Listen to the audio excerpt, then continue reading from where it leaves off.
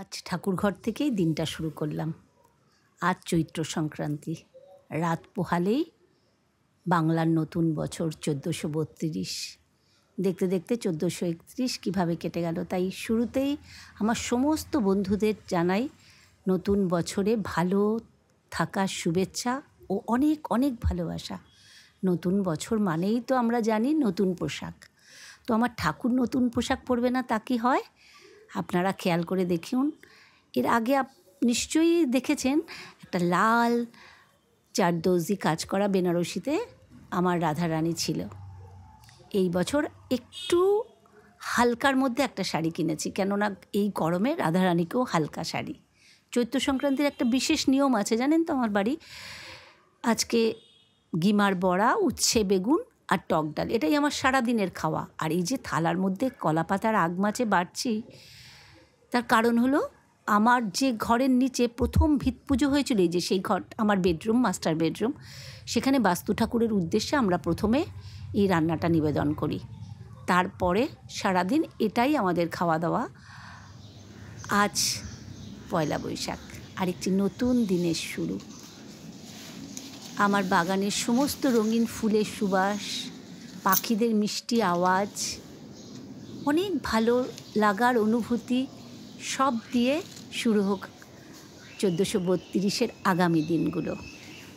আজ বাড়িতেই থাকবো, কোথাও যাব না। এখন খুব একটা বাইরে যেতে যেন মন চায় না। তাই পয়লা বৈশাখে ঘর সাজাবো না তা কি হয়? চলুন আজকে একটু আমার ঘরটাকে কেমন করে একটু অন্যরকম রূপ দিয়েছি সেটাই আপনাদের সঙ্গে শেয়ার করব। আমার এই ঘরটা খুব একটা দেখানো হয় না, এটা আমার হল ঘর। মাছগুলোকেও জলটা দুদিন আগে পাল্টেছি, আপন মনে ওরা খেলা করে যাচ্ছে, ওদের কাছে কি আর পয়লা বৈশাখ। আমার এদিকে দেয়ালে একটা ফ্যামিলি ছবি আমার ছেলে মেয়ের সঙ্গে, আর কিছু ঘুরতে যাওয়ার 2-1টা ছবি বাঁধানো আছে। এটা আমার ঘর। আমাদের প্রত্যেক মেয়ের কাছেই তার ঘরই হলো স্বর্গ।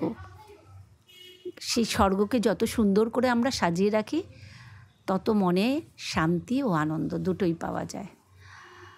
আর বিশেষ করে আজকে তো পয়লা বৈশাখের দিন, রোজই গুছিয়ে রাখি, কিন্তু আজকে লুকসটা একটু অন্যরকম করেছি। এই যে অক্টোপাসটা দেখতে পাচ্ছেন, পুতুলটা, এটা আমার ছেলের এমটেকে করছে যখন, তখন ওর এমটেক এখনও চলছে, ফাইনাল এখনও হয়নি। ওর 2 বন্ধু জন্মদিনে গিফট করেছে। এটা এখানে রেখেছি, দেখলে ওর মনে পড়ে কলেজের স্মৃতি। এখানে আমার একটা ফটো, আমার হাজব্যান্ডের তোলা, প্রিন্ট করা। আর ওপরে যে ফটোটা দেখলেন ওটা অজন্তা ইলোরায় যখন আমরা ঘুরতে গেছিলাম, দেয়ালের একটা স্কাল্পচার থেকে এটা তুলে আনা। দেয়াল জুড়ে যে বড় আয়নাটা, এটা অনেক পরে। এখানে আগে আমার বাবার দেওয়া সেগুন কাঠের বড় ড্রেসিং টেবিল ছিল, যখন জায়গা অনেকটা নিত বলে এটা পরে চেঞ্জ করে লাগানো হয়েছে। সরানোর সময় মনটা খুব কষ্ট হচ্ছিল, এটা আছে অন্য জায়গায়। কারণ আমার মেয়েদের বাবার বাড়ির জিনিসের প্রতি একটা অদ্ভুত আকর্ষণ, ভালো লাগা থাকে। বাবা দিয়েছে, স্বামীও করছে, কিন্তু তাও কোথাও যেন। বিছানার চাদরে একটু সাদা লালের ছোঁয়া দেওয়া বেড কাভার পেতেছি। নববর্ষের সঙ্গে সাদা লালের একটা গভীর সম্পর্ক। এটি একজন গুজরাটি ভদ্রমহিলা বাড়িতে এসেছিল, তার থেকে নেওয়া। খুব সুন্দর, একটু রঙও ওঠেনি। আজকে আর বাজার যায়নি বলে রজনীগন্ধা স্টিক কিনতে পাইনি। যে ফুল দিয়ে যায় সে ঠাকুরের জন্য মালা দিয়ে গেছে, তাই বাগান থেকে আনা একটু মানি প্ল্যান্ট, একটু ফুল দিয়ে সেই কাজ চালিয়ে নিয়েছি। ঘরে দেখবেন একটু সবুজের ছোঁয়া থাকলে ঘরের চেহারাটাই বদলে যায়। আর এই যে ছোট্ট কুলারটা দেখছেন, এটা আমার ছেলেকে হস্টেলে দিয়েছিলাম। হায়দ্রাবাদে তো ভীষণ গরম, তো ওদের অ্যালাউ নেই, এটা খুব কম ইউএসবিতে চলে, সেজন্যই এটা দেওয়া। আচ্ছা, আমি আমার ছোট্ট ঘরটার লুকসটা কেমন করেছি আপনারা একটু জানাবেন, আপনাদের ভালো লাগলো কি না।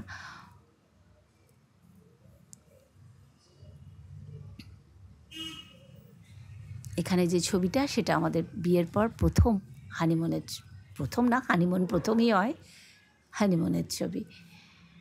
এটা সেই ওষুধের বাক্স যেখানে আমার ভুলে যাওয়ার জন্য যত্ন করে ওষুধগুলো রেখে দিই, যাতে একদিনও খেতে ভুল না হয়।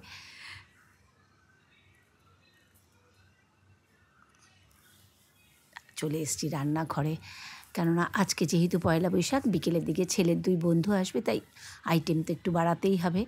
করেছি বিউলির ডাল, লাল শাক ভাজা, এখানে কাতলা মাছের ঝোল করছি, আর এই ভেটকি মাছটা গন্ধরাজ লেবুর রস ও জিস্ট দিয়ে মাখিয়ে রেখেছি। আর এটা করেছি মোচা চিংড়ি, কারণ ইচ্ছে আছে ভেটকি মাছটা গন্ধরাজ ভেটকি করব। এই যে লেবুর জিস্ট, ওখানে লেবু, কাঁচা লঙ্কা বাটা আর টক দই, সবাই টক দই দিয়েই শুধু করে, কিন্তু আমি তার মধ্যে অল্প একটু কালো সর্ষে দিয়েছি। এই বাটার মধ্যে টক দই, সর্ষে, গন্ধরাজ লেবুর জিস্ট, লেবুর রস।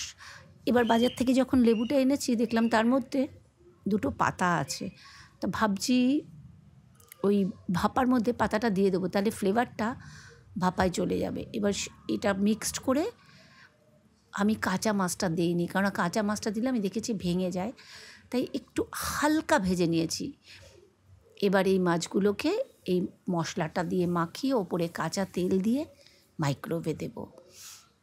মাইক্রোওয়েভ কিন্তু আমাদের অনেক সুবিধা করে দিয়েছে, কেননা ভাত বলুন, বাজারের চপ বলুন, যে কোনো জিনিস গরম করলে সেই অ্যাজ ইট ইজ কিনে আনার মতোই থাকে। তবে হ্যাঁ, যেগুলো ফ্রাইড বেশি সেগুলো একটু নরম হয়ে যায়, এটাই যা সমস্যা।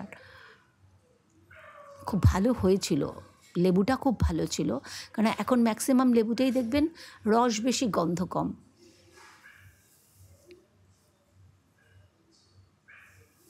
প্রথমে 4 মিনিট দিয়েছি, তারপরে আবার মাছটাকে উল্টে আবার 4-5 মিনিট দিয়েছিলাম, তাতেই মোটামুটি মাছ রান্না হয়ে গেছে।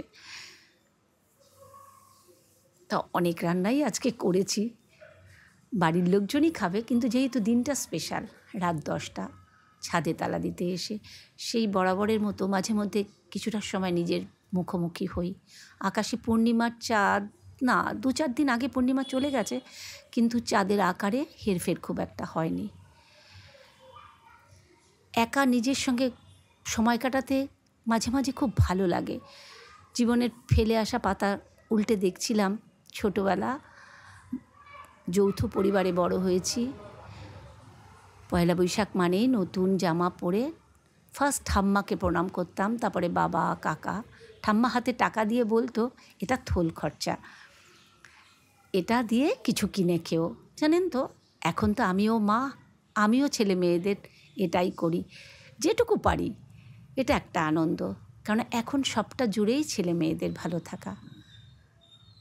ফাঁকা রাস্তা, 2-1জন হালখাতা করে ফিরছে। কেমন লাগলো ভিডিওটা জানাবেন। আবার দেখা হবে আরেকটি নতুন দিনে, নতুন কোনো সময়ে। 1432 সবার খুব খুব ভালো যাক, সব কষ্ট দূর হয়ে আনন্দ আসুক সবার জীবনে।